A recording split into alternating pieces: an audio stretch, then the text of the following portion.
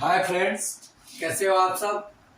तैयारी आपकी कैसी चल रही है। सीटेट और 7th फेज जो बहाली होने वाली है, शिक्षक भर्ती जो हमारा बिहार गवर्नमेंट बीपीएससी के तहत लेने वाला है, तो वैसे एग्जाम में कैसे क्वेश्चन पूछे जाएंगे और कैसे पूछे जाते हैं सीटेट में 6 to 8 ईवीएस वालों के लिए, यानी सामाजिक विज्ञान वालों के लिए, ईवीएस नहीं सामाजिक विज्ञान। तो आइए देखते हैं आज उसका एक टॉपिक, भारतीय राष्ट्रीय कांग्रेस यानी भारतीय राष्ट्रीय संघ, आईएनसी, इंडियन नेशनल कांग्रेस। इसमें से कैसे सवाल बन सकता है और कैसे पूछा जाता है, और आप पीछे वाले क्वेश्चन देख भी लोगे तो आपको 1 से 2 क्वेश्चन इसमें मिलना ही मिलना है। तो आप मेरे चैनल पे अगर नए हो तो सबसे पहले आप सब्सक्राइब कर लो, और कम से कम समय में इतना अच्छा तैयारी मैं करा दूंगा सामाजिक विज्ञान की और विज्ञान की या मैथ की कि आपका फर्स्ट अटेम्प्ट में ही एग्जाम क्वालिफाई हो जाएगा। और इधर उधर चुपड़ी बातों पे नहीं आना है, और स्मार्ट देख करके स्मार्ट बोर्ड पे आलतू पालतू चीजों को नहीं पढ़ना है, उन्हीं चीजों को पढ़ना है जो एग्जाम में पूछा जाता है सिलेबस के अकॉर्डिंग। तो आइए दोस्तों, अगर नए हैं तो सब्सक्राइब कर लीजिए, अगर वीडियो पसंद आएगा तो लाइक कीजिएगा, अंत तक बने रहिए, नहीं आएगा तो आप डिसलाइक कर दीजिएगा। ओके, तो सबसे पहले जानते हैं आईएनसी क्या है। इंडियन नेशनल कांग्रेस, जो इसका शुरुआती इसका नाम था भारतीय राष्ट्रीय संघ, और कांग्रेस का मतलब ही होता है लोगों का समूह। क्या होता है? लोगों का समूह। कांग्रेस की अब यहाँ से शुरुआत करते हैं, स्थापना की बात करते हैं, तो 1885 में एक अवकाश प्राप्त अंग्रेज एओ ह्यूम यानी ऑक्टेवियन ह्यूम के द्वारा किया गया, क्योंकि डफरिन ने यह देखा था कि भारतीयों में आक्रोश पनपने लगा है।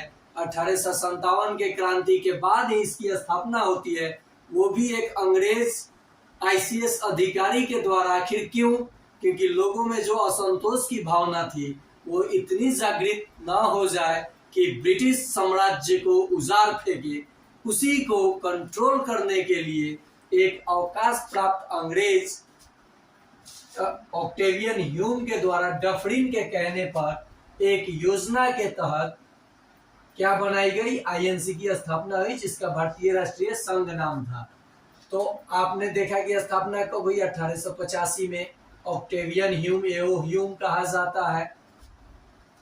कब? 28 दिसंबर 1885 को इसकी स्थापना होती है।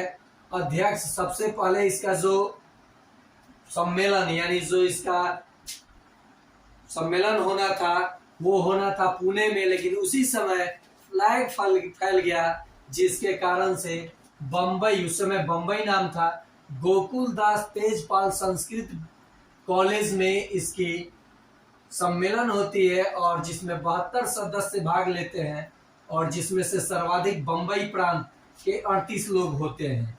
ये प्रांत क्या होता है? तो प्रांत मतलब पहले राज्य नहीं था, प्रांत यानी क्षेत्र बटा हुआ था, जिसे प्रांत कहते थे, जहां अलग अलग शासक राज करते थे। ये पहले की बात है। देखिए, सर सैयद अहमद खान कभी भी कांग्रेस से जुड़े नहीं रहे, और जो बाल गंगाधर तिलक जुड़े भी रहे, ये कभी अध्यक्ष नहीं बने। समझ में आया? तो प्रथम अध्यक्ष कांग्रेस की किनको बनाया गया था? व्योमेश चंद्र बनर्जी। व्योमेश चंद्र बनर्जी, जी हाँ, प्रथम अध्यक्ष कांग्रेस के कौन बने थे? तो ये क्वेश्चन बहुत पूछा जाता है, तो व्योमेश चंद्र बनर्जी। नेक्स्ट है, सर सैयद अहमद खान इससे रिलेटेड नहीं थे, बाल गंगाधर तिलक रिलेटेड होते हुए भी, सदस्य होते हुए भी कभी अध्यक्ष नहीं चुने गए। तो ये आपने देखा, एक बार रिकॉल कर लीजिए। स्थापना 1885 में एक अंग्रेज अवकाश प्राप्त अधिकारी के ऑक्टेवियन ह्यूम के द्वारा, पहले नाम भारतीय राष्ट्रीय संघ, बाद में भारतीय राष्ट्रीय कांग्रेस, इसका नाम हमारे ग्रैंड मैन ऑफ इंडिया यानी दादा भाई नौरोजी देते हैं। तो पूछा जाएगा कांग्रेस का नाम पहले क्या था, तो आप बताइएगा। भारतीय राष्ट्रीय कांग्रेस किसने रखा?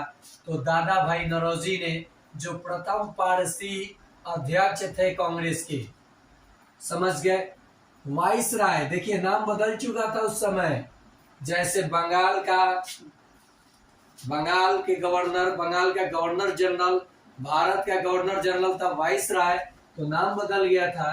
तो कांग्रेस की स्थापना के समय कौन थे वाइस राय? तो लॉर्ड डफरिन।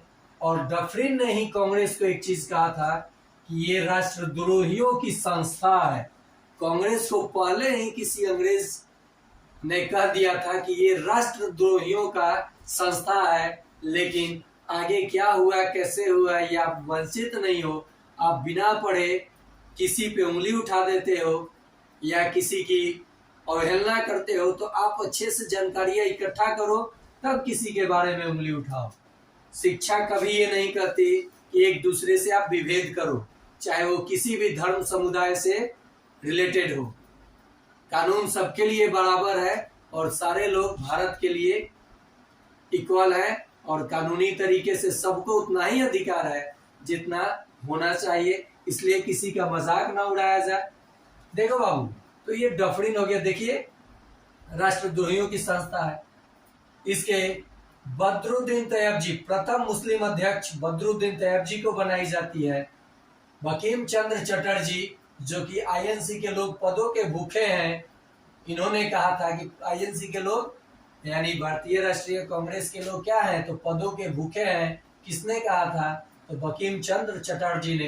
प्रथम पारसी अध्यक्ष कौन बनाए गए थे? दादा भाई नौरोजी। प्रथम ईसाई अध्यक्ष जॉर्ज यूले को बनाया गया था और प्रथम महिला अध्यक्ष एनी बेसेंट को बनाया गया था 1917 कलकत्ता के अधिवेशन में। और यहीं पे क्वेश्चन करेगा कि भारतीय राष्ट्रीय कांग्रेस के प्रथम भारतीय महिला अध्यक्ष, तो आप कहिएगा सरोजनी नायडू।